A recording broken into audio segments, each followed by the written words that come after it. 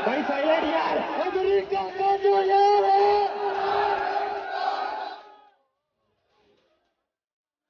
जिन लीडरों ने तकरीर कर ली,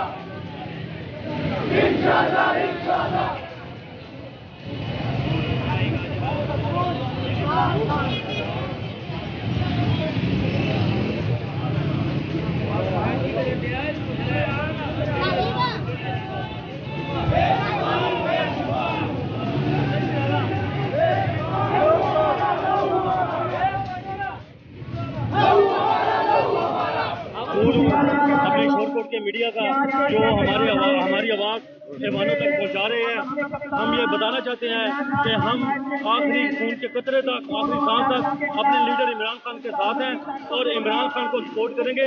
हम अमेरिका की गुलामी को रद्द करते हैं और अमेरिकी गुलामों को जो ईवानों में आके बैठ चुके हैं, हम उनको भी रद्द करते हैं।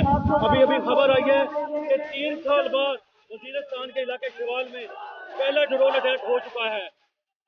आप यहाँ से अंदाजा लगा लें कि अमेरिकियों की हुकूमत आते ही ड्रोन अटैक शुरू हो चुके हैं। हम लानत करते हैं ऐसी हुकूमत पे और इसको हम नामंजूर करते हैं। जो अमेरिका के यारों की हुकूमत है, हम इसको रद्द करते हैं और कभी मंजूर नहीं करेंगे। हम अपने लीडर इमरान खान के साथ खड़े हैं, खड़े रहेंगे और आखिरी सांस और खून के आखिरी कतरे तक लड़ते रहेंगे।